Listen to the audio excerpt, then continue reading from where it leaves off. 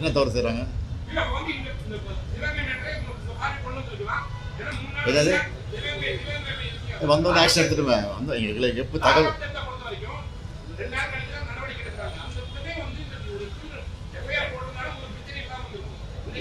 தகவல் தெரிஞ்ச உடனே நடவடிக்கை எடுத்தாச்சு, கைது பண்ணியாச்சு.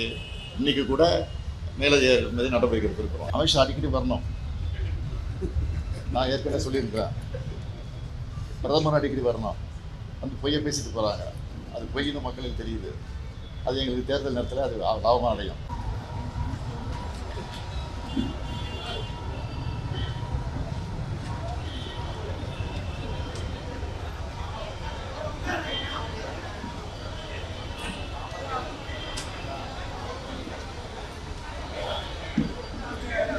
Yes.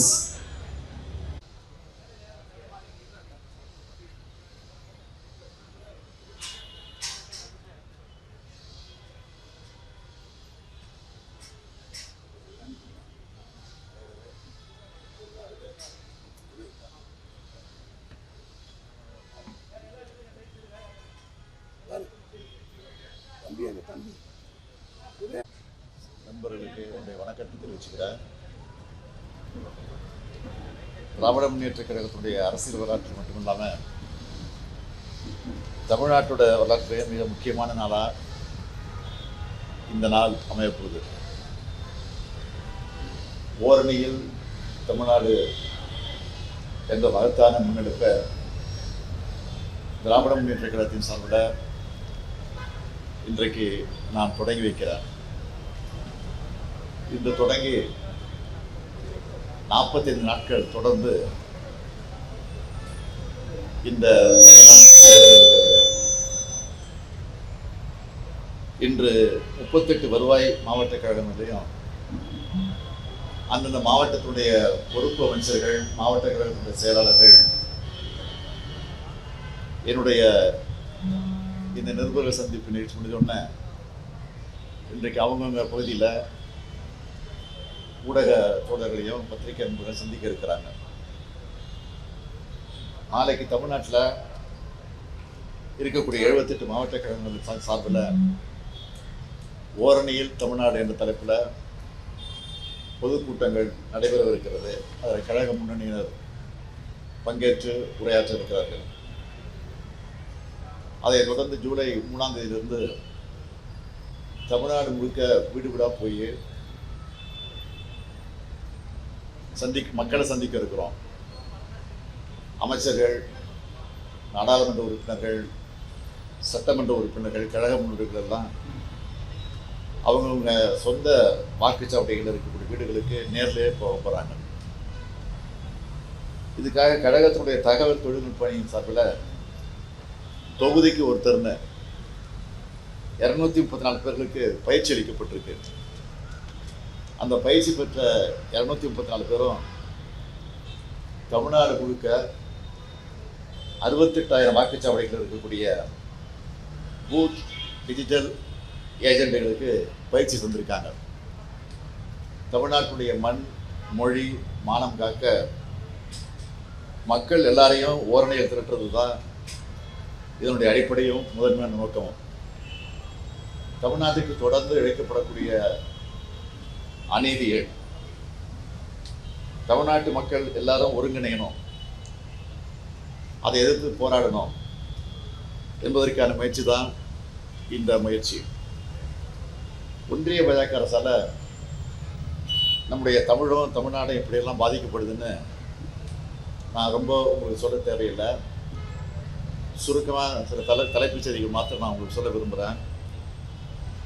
அரசியல், பண்பாடு, மொழி, பொருளாதாரம் எல்லா வகையிலும் நமக்கு எதிராக செயல்படுறாங்க என்பதற்கு சில எடுத்துக்காட்டுகளை சொல்லணும்னா, அனைத்திலும் வளர்ந்த தமிழ்நாட்டை ஒன்றிய அரசு பல்வேறு வழிகளில் பல்வேறு நிலையில் தொடர்ந்து புறக்கணிச்சிட்டு இருக்கு. தமிழ்நாட்டிலிருந்து வசூலிக்கப்படக்கூடிய வரியை தமிழ்நாட்டுடைய வளர்ச்சிக்கு தர்றதில்லை. தமிழ்நாட்டுடைய நிதி உரிமைகள் ஜிஎஸ்டி கொள்கை மூலமாக அது புறக்கணிக்கப்படுது. எதிர்க்கட்சிகள் ஆளக்கூடிய மாநிலங்களுக்கு உரிய நிதி ஒதுக்கிறது இல்லை. தமிழ்நாட்டுக்கான சிறப்பு திட்டங்களும் கிடையாது. பள்ளி கல்விக்கான நிதியும் மறுக்கப்படுது. ஒன்றிய அரசின் திட்டங்களுக்கும் தமிழ்நாடு அரசு தான் நிதியை தந்து அதை இன்னைக்கு நாங்கள் தொடர்ந்து நிறைவேற்றிட்டு இருக்கோம். நீட் தேர்வு மூலமாக அடித்தட்டு மாணவருடைய மருத்துவ கல்வி கனவு சிதைக்கப்பட்டிருக்கு. தேசிய கல்விக் கொள்கை இந்தி திணிப்பு கொள்கையாக மட்டுமே இருக்கு. தமிழுக்கு வெறும் 113 கோடியும் சமஸ்கிருதத்துக்கு 2532 கோடியும் ஒதுக்கியிருக்காங்க. தமிழருடைய வரலாற்று பெருமைக்கு சொல்லக்கூடிய கீழடி அறிக்கையை வெளியிடாமல் திட்டமிட்டு மறைப்பதற்கான முயற்சியில் ஈடுபட்டிருக்கிறாங்க. இதையெல்லாம் நாங்கள் தொடர்ந்து பேசிட்டு இருக்கிற காரணத்தினால ஏற்போ தெரியல,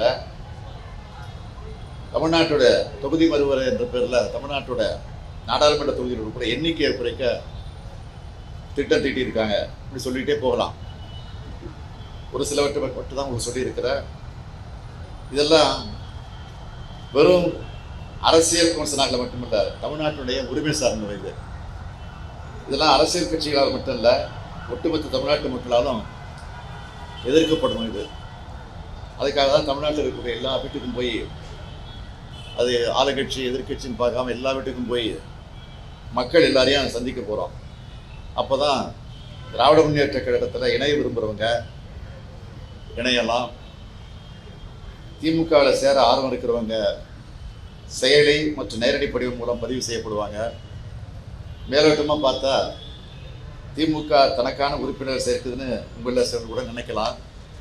ஆனால் உண்மையான நோக்கம் என்னென்னா, கட்சி எல்லைகளை தாண்டி தமிழ்நாட்டுடைய நலனுக்காக தமிழ்நாடு ஒன்றுபட்டு நிற்கிறப்போ எந்த சக்தியாலும் நம்ம வீழ்த்த முடியாதுன்னு காட்டியாகணும். பாஜகவோட அரசியல் படையெடுப்பை, பண்பாட்டு படையெடுப்பை, தமிழ்நாடு மீது தொடுக்கப்பட்டிருக்கக்கூடிய பொருளாதார போரை எதிர்கொள்ள நெஞ்சுரம் உள்ள அரசியல் சக்தி தேவை. அதை உருவாக்கத்தான் ஓரணியில் தமிழ்நாடு என்கிற பரப்பு உலகை ஒரு இயக்கமாகவே தொடங்கி நடத்த இருக்கிறோம் என்பதை நான் உங்களுக்கு தெரிவித்துக் கொள்கிறேன்.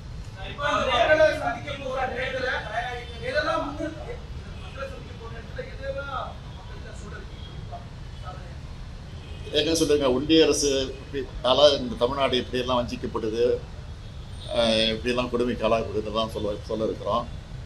அதே நேரத்தில் திராவிட முன்னேற்ற கழகத்துடைய ஆட்சி வந்ததுக்கு பிறகு செஞ்சிருக்கக்கூடிய சாதனைகள், திட்டங்கள் ஏற்கனவே மக்களுக்கு தெரிஞ்சிருக்கு. இருந்தாலும் நினைவுபடுத்தி துண்டு பிரசுரம் மூலமாக கொடுத்து அந்த பிரச்சாரமும் நடக்க இருக்கு. அதே நேரத்தில் உறுப்பினர் இருக்கிற அந்த பணி நடக்கிறது.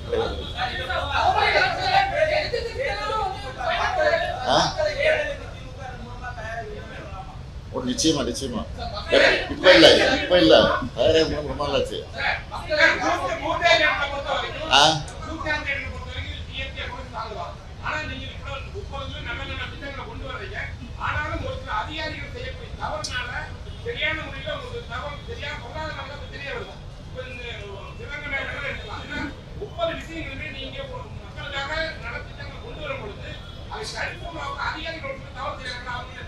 என்ன தவறு செய்றாங்க? ஏதாவது வந்தோன்னு ஆக்ஷன் எடுத்துட்டுமே வந்து எங்களுக்கு எப்போ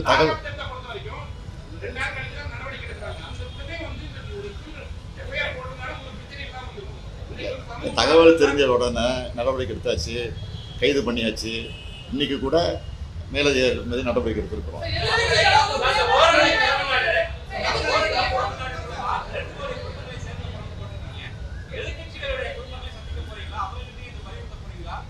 சொல்ல போகிறோம், நிச்சயமாக சொல்ல போகிறோம். விருப்பம் உள்ளவங்க சேர்க்க போகிறோம், கட்டாயப்படுத்தி சேர்க்க போகிறது கிடையாது. சேர்ந்து சொல்ல போகிறதா சேர மாட்டாங்கலாம். அதனால் அவங்க விருப்பம் தான் சேர்ப்போம்.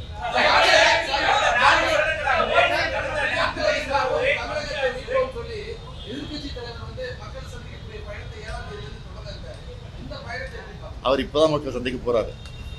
இப்போதான் மக்களை சந்திக்க போகிறாரு. நாங்கள் சொல்ல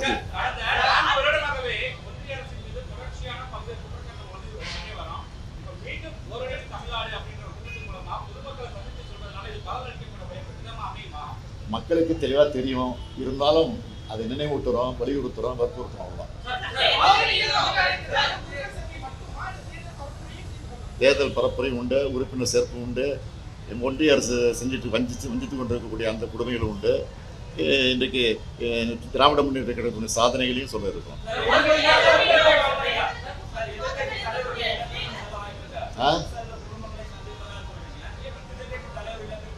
எதிர்கட்சி புரியல.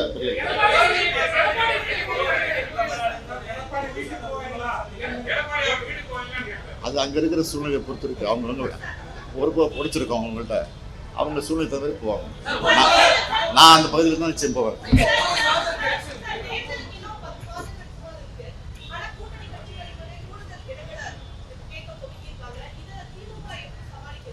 அது வந்து தேர்தல் தேதி அறிவித்த பிறகு நாங்கள் உட்காந்து பேசுவோம், அதை சமாளித்து கொடுக்கலாம்.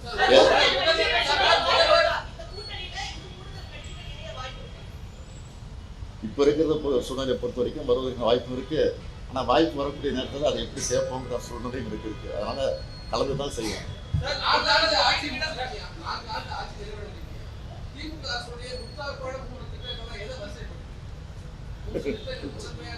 எல்லாத்தையும் வரிசைப்படுத்தலாம். அதான் நீ கேட்டங்கிறத 3 சொல்லிடுறேன்.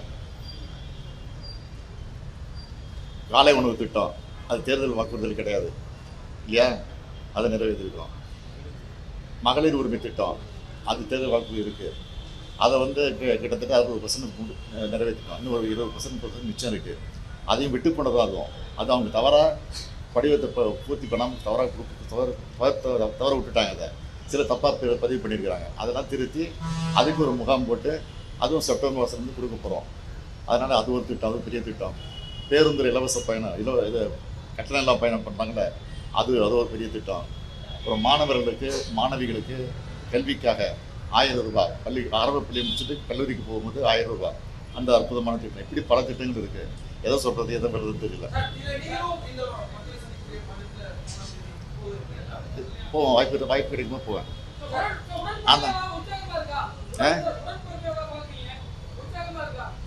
அதெல்லாம் தொடர்ந்து பார்த்துக்கிட்டு இருக்கேன்.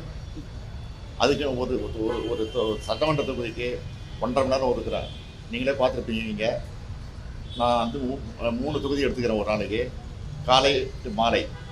ஏன்னா கோட்டையில் போய் வேலை செய்ய வேண்டியிருக்கு, அரசு வேலையும் பார்க்க வேண்டியிருக்கு, நிகழ்ச்சிகளுக்கும் போக வேண்டியிருக்கு. அதுக்கு தகுந்த மாதிரி நான் பார்த்துக்கிட்டு இருக்கிறேன். 234க்கு நிச்சயமாக இதே அறிவாலயத்தில் வேலை அனுப்பிச்சு செஞ்சுருக்கேன்.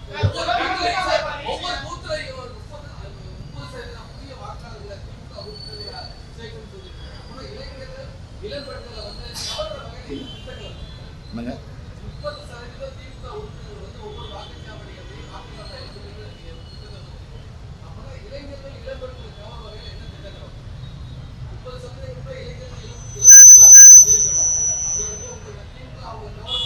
நான் முதல்ல ஒரு திட்டத்தை கொண்டு வந்திருக்கிறோம். அந்த திட்டத்தின் மூலமாக பயிற்சி கொடுத்து அவங்களெல்லாம் இன்றைக்கி கூட ஒரு நிகழ்ச்சி முடிச்சு தான் வந்திருக்கு, பெரிய நிகழ்ச்சி முடிச்சு தான் வந்திருக்கிறோம். கிட்டத்தட்ட 20 லட்சம் பேரா 40 லட்சம் பேருக்கு பயிற்சி கொடுத்துருக்குறோம். 3 லட்சம் பேருக்கு அதில் வேலைவாய்ப்பு கிடச்சிருக்கு. எல்லாரும் 20,000 ரூபா, 1 லட்ச ரூபா, 2 லட்ச ரூபா, 3 லட்ச ரூபா சம்பளத்தில் கூட வேலைவாய்ப்பு சேர்ந்துருக்குறாங்க. சரிங்க,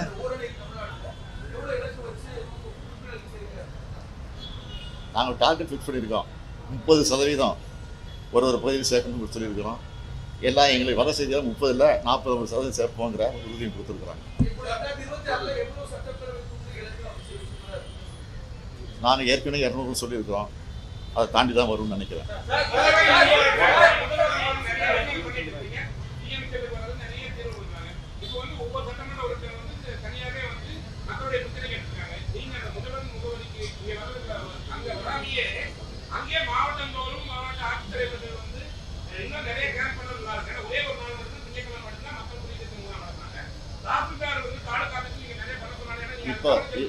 இப்போ அரசியல் சார்பில் ஏற்கனவே ஒவ்வொரு நகராட்சிக்கும் போய் மாநகராட்சிக்கும் போய் எல்லா அஃபீஷியல்ஸும் போய் அவங்க ஒரு வாரம் தங்கி அங்கே மக்கள் குறையை கேட்டு ஆன் தி ஸ்பாட்டில் முடிச்சுட்டு இருக்கிறாங்க.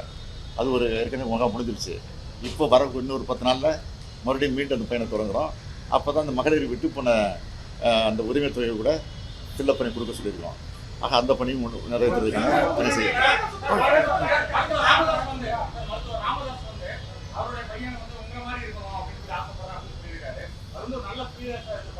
இல்லை அது அவருடைய ஆசை. அவருடைய கருத்தை நான் எப்படி சார் மறுக்க முடியும்?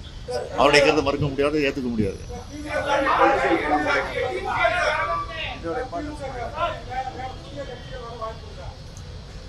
இது வரைக்கும் இல்லை, வந்தால் சொல்லுங்கள், பரிசீலிக்கலாம்.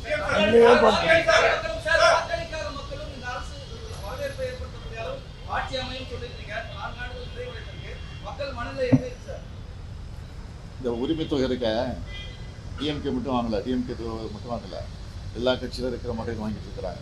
அதான் அப்படியே நான் சொன்னேன், பதவி எடுத்துக்கிட்டு போன நாளே சொன்னேன். இந்த ஆட்சி வந்து வாக்களித்தவர்கள் பெருமைப்படணும், வாக்களிக்க தவறியவர்கள் இப்படிப்பட்ட கட்சிக்கு நம்ம வாக்களிக்காமல் போயிட்டோமே அப்படின்னு வருத்தப்படணும். அந்த மாதிரி சூழ்நிலை ஆட்சி நடத்தும்னு சொன்னேன், அதை நடத்திட்டு இருக்கேன்.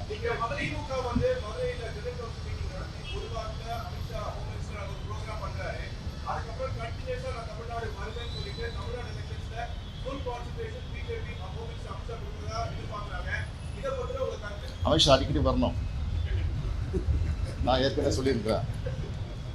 பிரதமர் அடிக்கடி வரணும், வந்து பொய்யை பேசிட்டு போகிறாங்க. அது பொய்ன்னு மக்களுக்கு தெரியுது.